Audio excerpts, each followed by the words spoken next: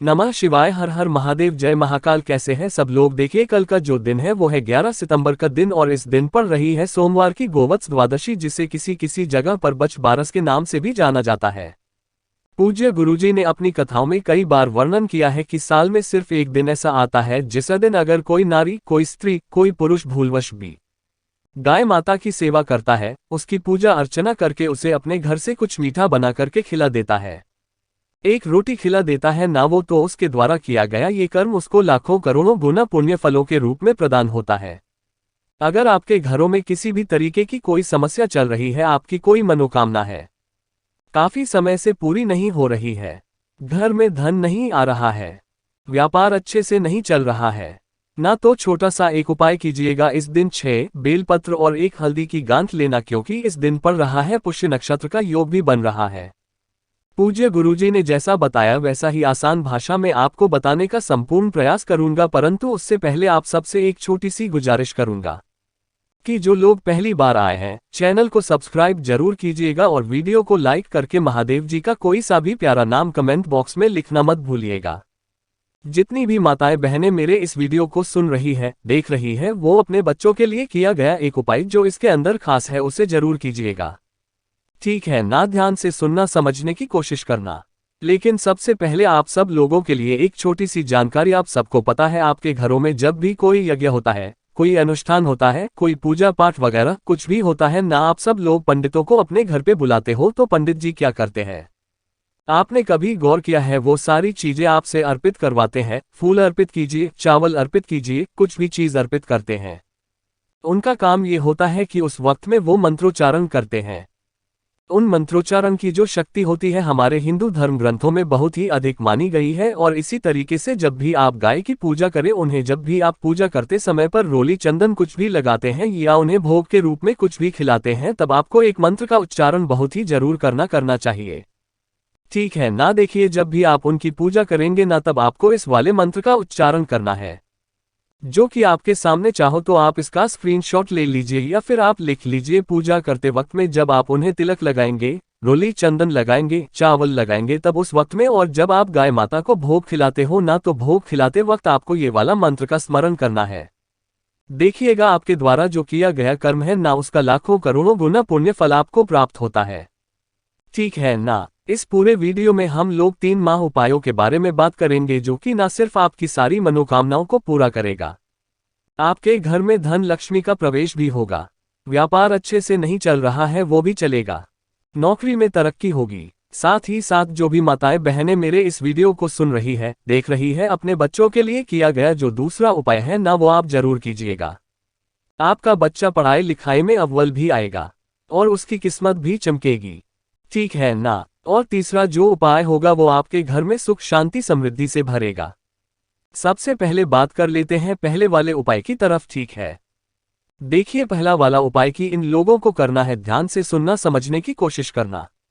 अगर आपके घर में धन संपदा नहीं बढ़ रही है, पहली चीज है ना, व्यापार अच्छे से नहीं चल रहा है, धन कहीं से आ ही नहीं रहा है, कर्जा बहुत ज्यादा बढ़ता चला जा रहा है, कोई लोन ले रखा है, लोन नहीं चुकता हो रहा है, काफी ज्यादा दिक्कतें समस्या है। अगर आपके घर में है धन से संबंधित, तो एक उपाय को कीजिएगा, मात्र और मात्र बछ बारस के दिन इस उपाय को किया जाता है। ध्यान से सुनना, समझने की कोशिश करना। इस वाले उपाय के लिए आपको चाहिए होंगी 6 बेलपत्र, जो कहीं से भी खंडित, कहीं से भी टूटी फूटी ना हो, ना ही मिले तो आप शिव मंदिर में जाना, वहां पर शिवालय के ऊपर जो शिव मतलब शिवलिंग के ऊपर जो भी बेलपत्र चढ़ी हुई है वो खंडित नहीं होंगी। आप वहां से 6 बेलपत्र उठाना, उन्हें धोकर के काम में ले सकते हो।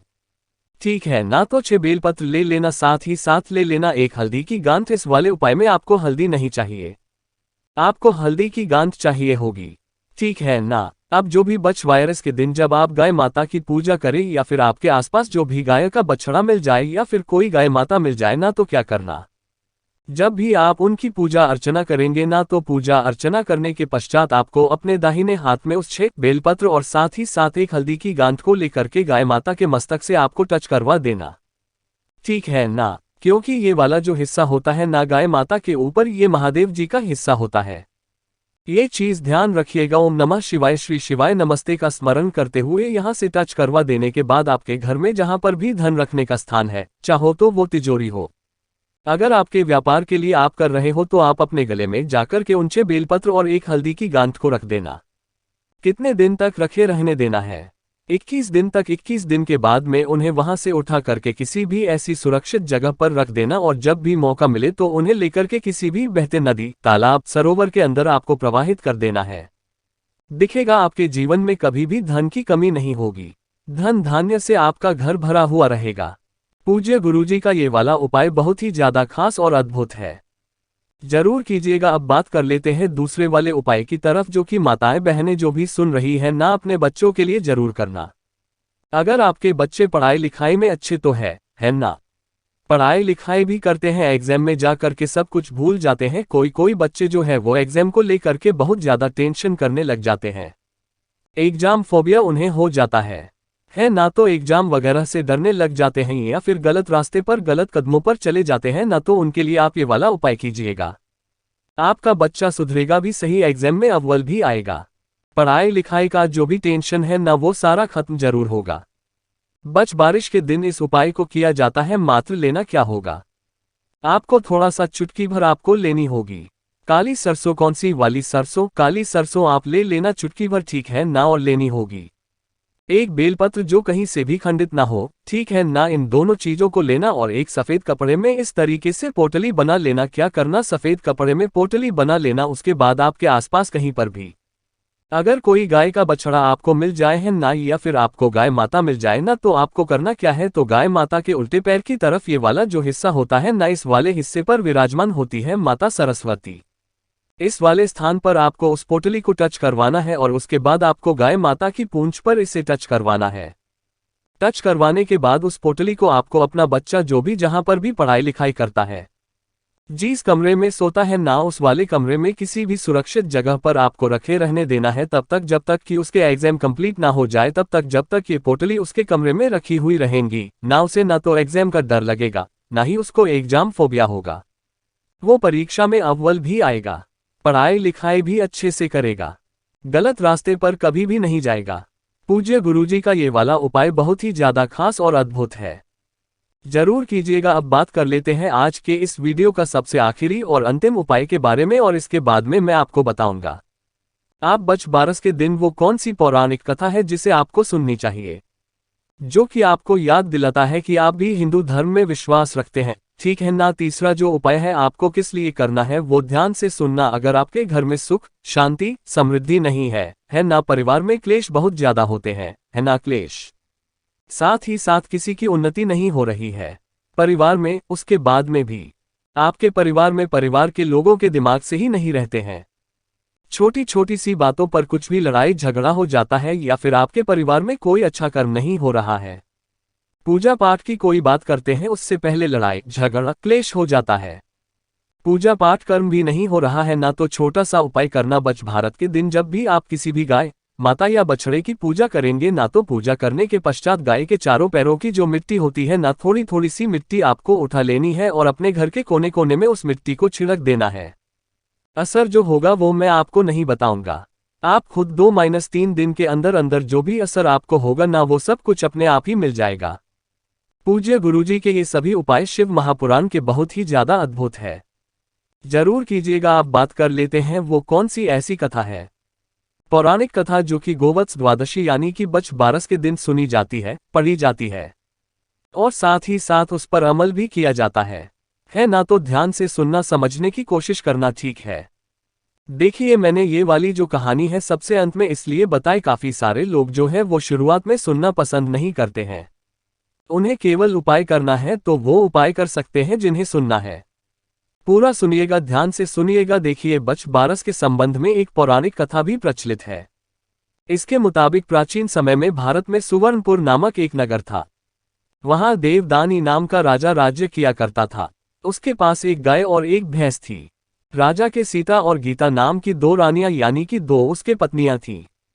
सीता को भैंस से बड़ा ही लगाव था और वह उसे अपनी मान करके प्रेम करती थी, ठीक है, जबकि जो दूसरी रानी थी गीता, उसे गाय से सखी सहेली के समान और बछड़े से पुत्र समान प्यार और व्यवहार करती थी।